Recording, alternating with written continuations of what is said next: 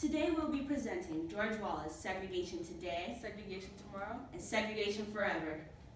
Hey, did you hear what they're doing to us? Yeah, they're not letting us integrate schools. They act like we're rodents. I mean, what could we have ever done to deserve these racial punishments?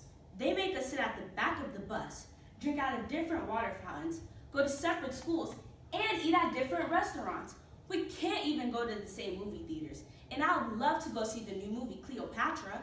Yeah, I would love to go see a movie, but what can we do? The whites aren't going to stop discriminating against us anytime soon. I think we should fight back. This time, not with words, but with force. But remember, Dr. King said, nonviolence is a powerful and just weapon which cuts without wounding and ennobles the man who wields it.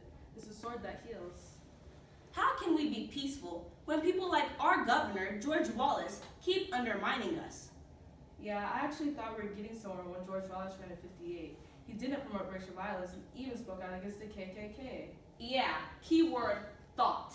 He gave some of us hope, but now he's all about segregation and keeping us away from everyone else. I know, and again, what can we do? We're just two powerless black kids, not to mention we're both girls. If being black makes us so powerless, then why do they use so many weapons against us? And if being black makes us so powerless, then why do they have to bomb our church? I can't answer these questions. Let's talk about something else. Did you hear that Vivian and Jimmy are going to Royal University? Mm-hmm. I can't wait to see how George Wallace reacts to that. Conversations like this were happening all over the South, and many were stunned that George Wallace was in the mix. This was quite different from his first bid for Alabama's gubernatorial seat in 1958. The NAACP endorsed him, while the KKK endorsed his opponent in the primary. He was defeated by a wide margin. 4 years later, he had become a fiery segregationist and won governor's office in a landslide victory. On January 14, 1963, George Wallace is inaugurated as governor of Alabama, giving a speech written by Ku Klux Klan leader Asa Carter, promising his followers segregation today, segregation tomorrow, and segregation forever.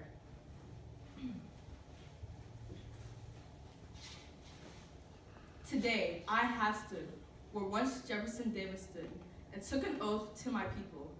It is very proper then that from this cradle of the Confederacy, this very heart of the great Anglo-Saxon Southland, that today we sound the drum for freedom, as have our generations of forebears before us done time and time again through history. Let us rise to the call of freedom-loving blood that is in us, and send our answer to the tyranny that clanks its chains upon the South. In the name of the greatest people that have ever trod this earth, I draw the line in the dust, and I toss the gauntlet before the feet of tyranny. And I say, segregation today, segregation tomorrow, and segregation forever.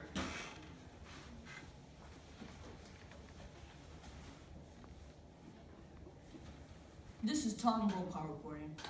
It was hot in Tuscaloosa this morning, very hot, nearly 100 degrees, and it was humid. And weather merely could serve to add to the tension upon the campus of the University of Alabama. This is what happened as Nicholas Kaisenbach, accompanied by 2 federal marshals, left the car and approached Governor Wallace standing in the schoolhouse door. The 2 Negro students, Vivian Malone and Jimmy A. Hood, stayed in the car. The time was about 12:47 p.m. Eastern Daylight Time. Just a minute, just a minute. Governor Wallace, I am Deputy Attorney General of the United States, and I am here too, accompanied by the United States Attorney for Northern District of Alabama and the United States Marshal for Northern District of Alabama. And I have with me here a proclamation which calls upon you to cease obstruction to justice in this state. The proclamation, Governor, was signed by the President within the last hour. I, George C. Wallace, as Governor of the state of Alabama, have by my actions raised issues between the central government and the sovereign state of Alabama, which said issues should be adjudicated in the manner prescribed by the Constitution.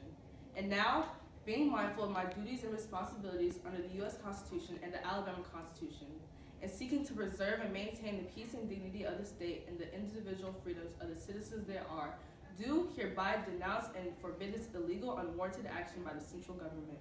Governor, I take it from your statement that you're not going to move and that you're going to resist us from doing so, from making you move. Is that correct? I stand upon that statement. Governor, I am not interested in a show. I do not know what the purpose of this show is. I'm only interested in the orders of these courts being enforced.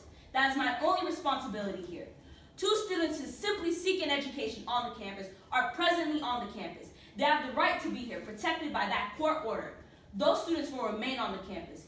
They'll register today, they'll go to school tomorrow, and they'll go to school at this university's summer session. I ask you once again to reconsider the consequences of your statement.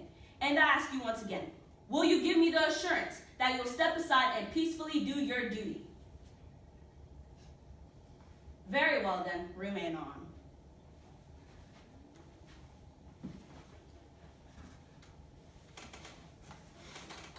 Governor Wallace then realized that he could not continue to stand in the schoolhouse door. Nicholas Heisenbach had a proclamation signed by President Kennedy, which stated if Wallace continued to stand in the schoolhouse door, that they would have to enforce the orders of the courts. After a long ordeal, Governor Wallace finally stepped aside and let the 2 Negro students, Vivian Malone and Jimmy A. Hood, start their enrollment at the University of Alabama, but not without saying some final words. We are winning in this fight because we are awakening the American people to the dangers we have spoken about so many times, which is so evident today, the trend toward military dictatorship in this country. We shall return to Montgomery for the purpose of continuing this fight, this constitutional fight, because we are winning. And we shall continue to work for a better Alabama for all people of this state, both white and Negro. And it is my prayer that God above shall bless all people of this state, both white and black. Former Governor George C. Wallace ran for presidential office multiple times. Each time he lost. He would wait and run again. In 1972, he ran again, but this time he stopped supporting segregation. His campaign was going extremely well, but this came to a stop when he was shot 5 times while campaigning in Laurel, Maryland. A bullet got lodged into his spinal column, which left him paralyzed from the waist down for the rest of his life. In the late 1970s, Wallace announced that he is a born-again Christian and apologized to black civil rights leaders for his past comments.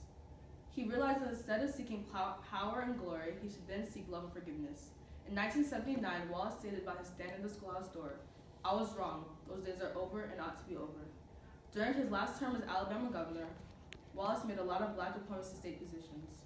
On April 2nd, 1986, Wallace announced that he was not running for a 5th time and that he was retiring from public life. During, he continued to publicly discard his old racist views. On September 13th, 1998, George C. Wallace died from septic shock. Equality today, equality tomorrow, and equality forever. Thank you.